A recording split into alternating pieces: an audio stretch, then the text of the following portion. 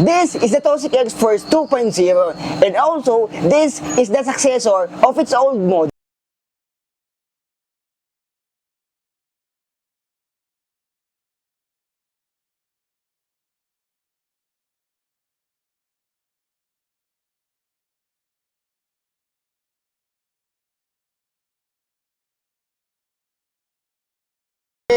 Na model ni Toxic, ito yung X-Force 2.0. Meron na akong bike check ng naunang X-Force, so sa video na to papakita ko sa inyo kung ano yung nabago sa kanya. Meron namang nabago, mamaya pag-uusapan natin yan. So bike check muna natin. So yung frame nito ay alloy 60, 61 na yung ginamit na material. Kitang-kita yung reinforced gasket dito. Ito yung papatibay ng relasyon nyo ng seat post nya para hindi maputol o ma-damage. Yung top tube, ayan yung mga design sa top tube. Nandito yung X-Force 2.0. Ayan, glossy. And para siyang may plastic cover na sa loob. And nandito yung warning. Nabawal ang tanga, mag-helmet ka kahit tulog ka para pagising mo. Rider ko na lang. Yung kinis, hindi siya makinis dito. Kitang-kita naman. Yung head tube, tignan natin. Head tube, ay tapered na rin. Yung cable routing, meron sa kanyang left side. Sa right side, wala. So, naka 1x to. Ito yung kanyang RD. Yung brake cable naman ay nakalabas. Dumaan sa ilalim. So, yung iba kasi gusto, nasa loob na lang. Pero ito, si Toxic X-Force ay nilagay sa labas. So, nasa inyo, desisyon nyo yan. Yung lagayan natin ng ulam, sa down tube meron, sa seat tube ay wala dahil maliit na dito, masikip na. Yung Minamagic natin ay 15.5. Yan, nakabaligtad pa. So, yung sticker ay mali, baliktad. Ayan, yung effective top tube, sinukat ko yan dati. Kung hindi ko nagkakamali, parehas lang yan. Yan din yung frame niyan. 54 cm yung effective top tube niyan. So, yung FD, pwedeng maglagay, hindi ako magagalit. Mayroong slot doon, may stopper, pwede. Dito naman, ay pwede kayong maglagay dito ng clamp type na FD. Yung crank naman ito ay alloy na rin, 170mm and 3040 kung di ako nagkakamali. Yung kanyang chain, ayan yung chain niya, hindi ko masyadong makita yung brand, stock lang yan sa mga ganitong bisikleta. Yung kanyang RD or rear derailleur, Sensa RX10, yung inilagay dito. So mamaya pag-uusapan natin yung mga nabago dito. Yung kanyang sprocket or cogs, ito ay 10 speed. Ang ginamit ay 11, 42 teeth yung bilang niyan. And yung kanyang hubs ay alloy and sealed bearing na rin. Spokes, stainless steel, 32 pieces. And yung kanyang rim, ayan, meron siyang reflector. Kitang-kita ng maplikakot-takan nyo sa gabi dyan. Yung gulong ang ginamit ay Ragusa Kadeen Race 27.5 by 2.125. Ito yung 2.125 sa likod, yung clearance niya. So mga ganyan, max na yan. Huwag nyo nang palapawin pa. Matuto kayo makontento. Yan yung 2.25. So ito naman, 160mm rotor. Si standard lang yan. 6 bolts in QR, quick release sa likod. Ito yung kanyang post mount. Dito naman, sa kanyang seat post, 27.2 and 350mm yung haba niyan. Isa lang yung kanyang adjustan ng upuan. Ito yung kanyang hard plastic na stock na pedal. Yung kanyang saddle, malambot-lambot naman yung saddle niya.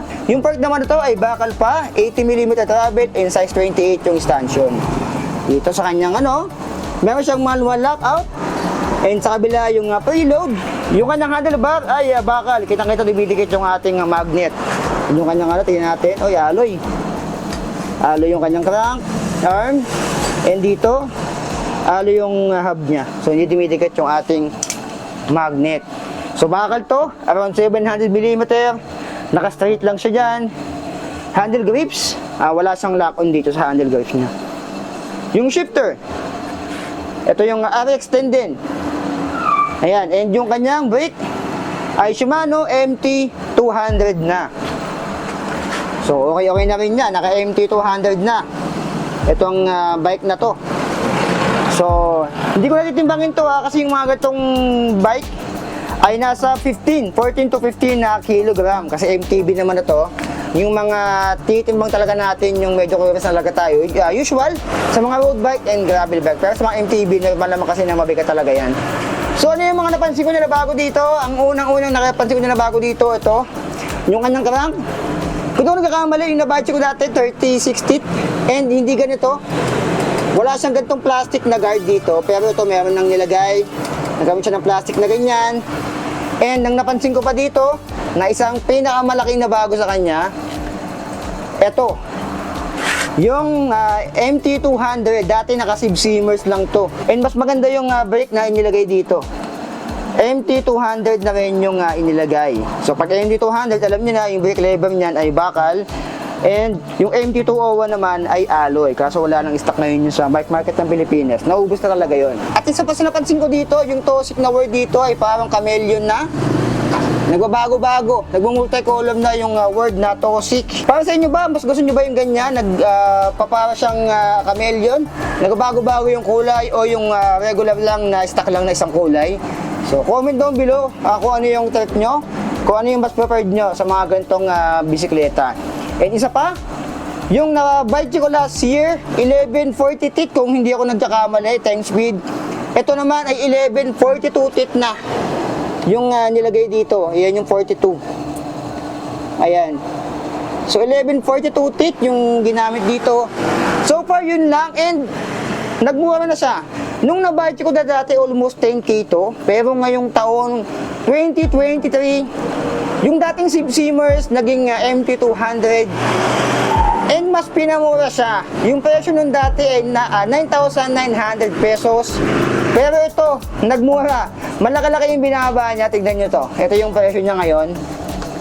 Ayan, yung SRP talaga niya ngayon ay 10,000. Pero pag kinad nyo, 10k pa rin. Pag kinas nyo, ay 9,200 pesos. So sa 9k mo, or 9,200, meron ka ng MTB na naka 1x10 speed. And naka MT200 niya yung brake. And meron siyang kamukha na frame ng ibang brand. Alam nyo na yon, yung paganyang style sa baba. Ayan. So, 9,200 pesos from 9,900 last year. Ayan, si X-Force 2.0. Kung nagkaano ko yun ng MTB na ganitong setup, naka 1x10 speed, 27.5, may 29 na yata ito kung hindi ako nagkakamali. Siguro mas additional 200 o 400 pesos lang yun, yung difference. Pero ito, para sa akin, yung MT200, okay na rin yan, 1x10 speed. Ay, palag-palag na rin. Pwede natin ilaban to kay Heroic Warrior 650 kasi naka 1x10 speed din yun. So abangan nyo yung comparison natin nun, si Tosik X-Force 2.0 versus Heroic Warrior 650. Ano nga ba yung masulit sa kanilang dalawa? Parang 1x10 speed, around 9,000 pesos yung dalawa na yun. So para sa inyo ba, okay na ba yung ganitong setup sa 9,200 pesos? Kahit paano nag-improve si Tosik, yung last year ay naka-sieve seamers. So para sa akin, mas okay na itong MT200 ngayon. Mas nagmura siya ng around 700 pesos. So, tulad ng lagi ko sinasabi, lagi kayong magka-canvas. So, ano masabi nyo dito mga alien kay Tosik X-Force 2.0? Sulit na ba sa inyo yung 9,200 pesos? Para dito sa 1x10 speed ay naka-MT200 na. Nagmura siya ng 700 pesos. So, yun lang. Like, comment, share, subscribe. So be it. I love you all. Signing up.